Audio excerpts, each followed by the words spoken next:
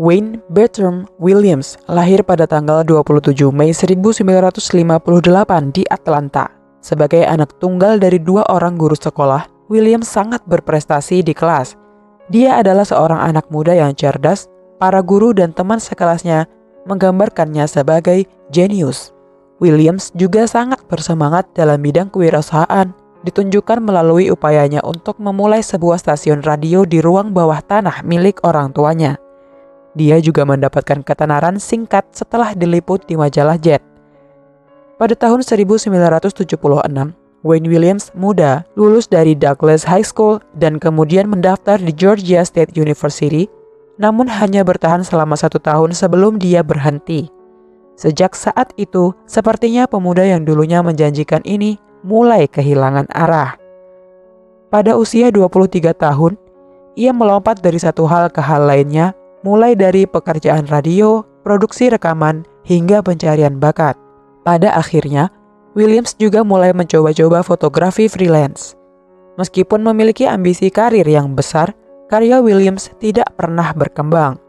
Mimpinya membuat orang tuanya menghabiskan banyak uang dan mereka akhirnya mengalami kebangkrutan. Seorang tetangga lama keluarga Williams mengatakan jika anak-anak di lingkungan itu mengira Wayne Williams adalah seorang polisi. Karena dia berbicara dan bertingkah seperti polisi, bahkan membawa lencana. Banyak dari mereka mengira dia mulai bertingkah gila. 2 atau 3 tahun yang lalu, dia akan mendekati anak-anak dengan kendaraan yang terlihat resmi, menyuruh mereka keluar dari jalan, atau dia akan mengurung mereka, kata tetangga yang tidak disebutkan namanya itu. Dari tahun 1979 hingga 1981, ada sekitar 29 pembunuhan di daerah Atlanta yang tampaknya terkait. Sebagian besar korbannya adalah anak laki-laki dan semuanya berkulit hitam. Mayoritas masih muda dan beberapa bahkan masih anak-anak. Oleh karena itu, masyarakat menjuluki pembunuhan tersebut sebagai pembunuhan anak Atlanta. Korban pertama dari pembunuhan anak di Atlanta adalah 2 anak laki-laki, satu berusia 14 tahun dan yang lainnya berusia 13 tahun. Keduanya menghilang dalam waktu 3 hari. Mereka ditemukan di tempat yang sama di sisi jalan pada 28 Juli 1979. Satu ditembak dan yang lainnya dibunuh karena sesak napas. Setelah kejadian itu, korban-korban semakin bertambah.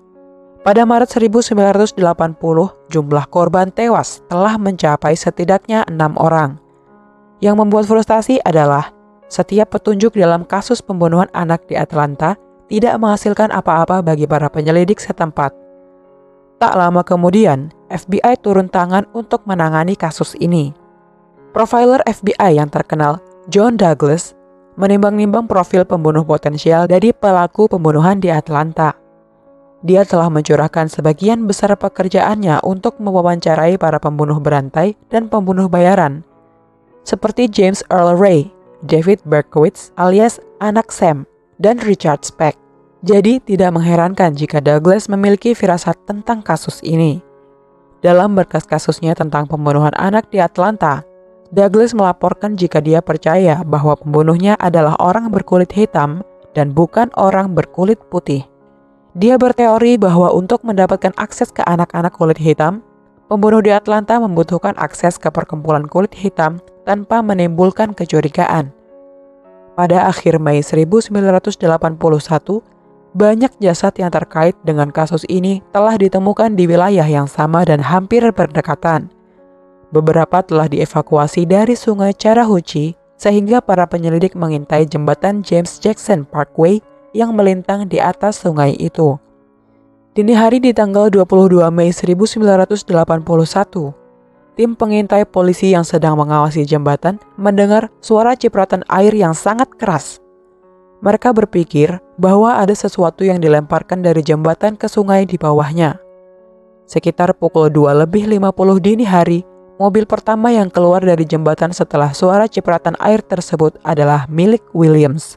Saat dihentikan dan ditanyai, dia mengatakan kepada polisi bahwa dia sedang dalam perjalanan memeriksa sebuah alamat di kota tetangga untuk mempersiapkan audisi keesokan paginya dengan seorang penyanyi muda bernama Cheryl Johnson. Namun, nomor telepon yang dia berikan kepada polisi dan Cheryl Johnson ternyata fiktif. 2 hari kemudian, pada tanggal 24 Mei, jasad Nathaniel Carter yang berusia 27 tahun yang telah hilang selama 4 hari dan terakhir kali terlihat bersama Williams ditemukan di sungai. Pemeriksa medis menyatakan bahwa dia meninggal karena kemungkinan asfiksia, tetapi tidak pernah secara spesifik mengatakan bahwa dia dicekik. Polisi mengira bahwa Williams telah membunuh Carter dan tubuhnya adalah sumber suara yang mereka dengar saat mobilnya melintasi jembatan dini hari yang lalu. Penyidik mulai mencurigai Williams. Besoknya polisi menjemput Williams di rumahnya untuk dilakukan interogasi. William gagal dalam 3 kali tes kebohongan. Rekan-rekan kerjanya mengatakan kepada polisi bahwa mereka pernah melihat Williams mempunyai luka goresan di wajah dan tangannya di sekitar waktu pembunuhan, yang menurut dugaan para penyelidik mungkin disebabkan oleh korban saat mencoba melawan. Williams mengadakan konferensi pers di luar rumahnya untuk menyatakan bahwa dia tidak bersalah dan secara sukarela mengakui bahwa dia telah gagal dalam tes kebohongan yang tidak dapat diterima di pengadilan. Williams diinterogasi lagi oleh polisi selama 12 jam pada tanggal 3 dan 4 Juni di markas besar FBI dan dibebaskan tanpa penangkapan atau tuduhan, namun tetap dalam pengawasan. Pada tanggal 21 Juni, sekitar sebulan setelah penemuan jasad-jasad yang ditemukan, polisi berhasil menangkap Wayne Williams. Dia diborgol setelah diketahui bahwa alibinya lemah dan beberapa bukti mengarah padanya, belum lagi hasil tes poligraf yang membuat penyelidik semakin yakin. Polisi juga telah mengumpulkan serat dari mobil Williams dan anjing-anjing keluarganya. Serat yang sama ditemukan pada tubuh Carter dan Payne. Persidangannya dimulai pada tanggal 6 Januari 1982 di Fulton County. Selama 2 bulan persidangan, jaksa penuntut mencocokkan 19 sumber serat yang telah diselidiki kesamaannya. Bukti lain termasuk keterangan saksi yang menempatkan Williams dengan beberapa korban ketika mereka masih hidup dan ketidakkonsisten dalam laporannya mengenai keberadaannya.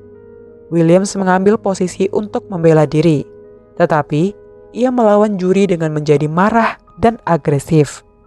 Setelah 12 jam berunding pada tanggal 27 Februari 1982, juri menyatakan bahwa ia bersalah atas pembunuhan Carter dan Payne. Dia dijatuhi hukuman penjara seumur hidup. Selain bukti-bukti yang menggunung, profiler FBI John Douglas mendeteksi motif yang meyakinkan dari Williams. Douglas menunjuk pada banyak kegagalan Williams dalam hidup dan berteori bahwa dia mungkin merasa kehilangan kendali. Dalam arti tertentu, pembunuhan itu bisa saja secara hipotesis memberinya kembali rasa kendali. Douglas mengikuti persidangan Williams dan menyimpulkan bahwa pria tersebut sangat mirip dengan pembunuh berantai lainnya yang diteliti dan diwawancarai di masa lalu oleh unit ilmu perilaku FBI. Dalam catatannya, agen FBI tersebut menyatakan bahwa Williams haus akan pusat perhatian karena dia menunjukkan tanda-tanda menikmati perhatian yang ditimbulkan oleh kasus pembunuhan tersebut. Seperti kebanyakan pembunuh berantai, kata Douglas, Williams tidak berpikir bahwa ia akan dihukum atas kejahatannya.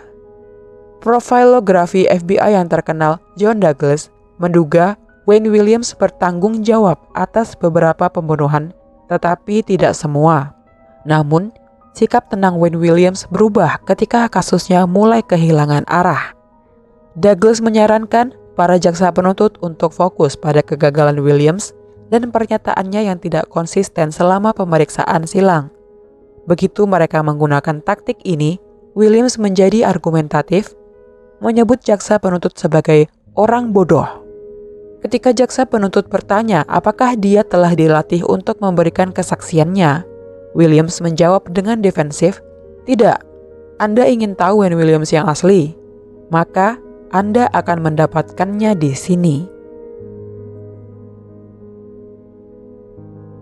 Williams tidak pernah dihukum atas pembunuhan lainnya dalam kasus pembunuhan anak di Atlanta, namun polisi setempat menduga bahwa dia bertanggung jawab atas pembunuhan tersebut. Meskipun profiler FBI John Douglas menghubungkan Williams dengan sekitar 12 pembunuhan, sebagian besar dari kasus-kasus tersebut tetap tidak terpecahkan.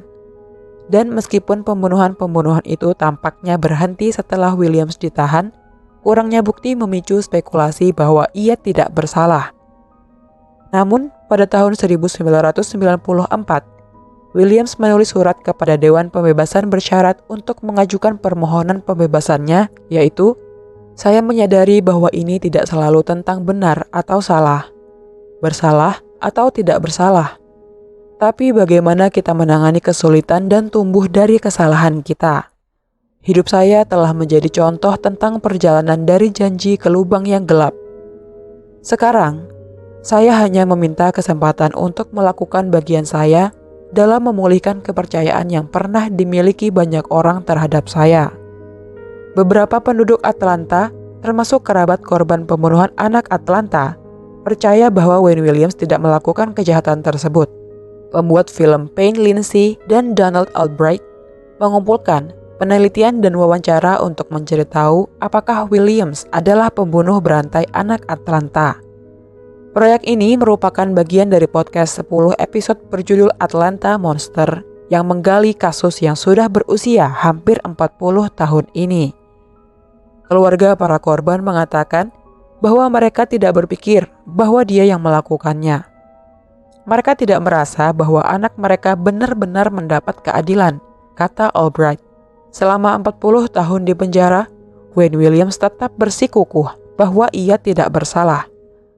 Ada juga laporan mengejutkan dari majalah Spin yang mengungkapkan bahwa Biro Investigasi Georgia atau GBI telah menyembunyikan bukti-bukti yang mungkin melibatkan seorang anggota Ku Klux Klan dalam pembunuhan tersebut. Namun, dalam upaya untuk mencegah perselisihan rasial, GBI merahasiakan informasi ini. Pengacara Williams menyebut penangkapannya sebagai kambing hitam. Para penyelidik telah menemukan pembunuh kulit hitam yang mereka duga dan mampu menutup kasus yang secara politis sangat sensitif ini. Namun, misteri pembunuhan di Atlanta semakin rumit pada tahun 2010 dengan adanya forensik DNA yang memperkuat kasus asli dengan pengujian modern pada rambut yang awalnya ditemukan di tempat kejadian.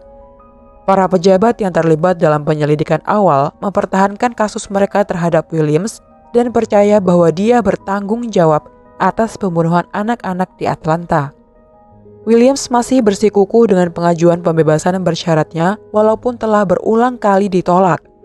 Bahkan, ketika penyelidikan baru atas pembunuhan tersebut dibuka oleh wali kota Atlanta, Keisha Lance Bottoms pada tahun 2019. Seorang juru bicara Dewan Pembebasan Bersyarat menyatakan bahwa tanggal pertimbangan pembebasan bersyarat Williams berikutnya adalah November tahun 2027.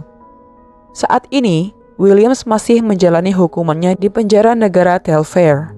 Ia masih menyangkal semua tuduhan yang diberikan padanya. Dia tidak melakukan semua itu. Williams menerima nasibnya dan ia percaya jika Tuhan memiliki sebuah rencana untuknya.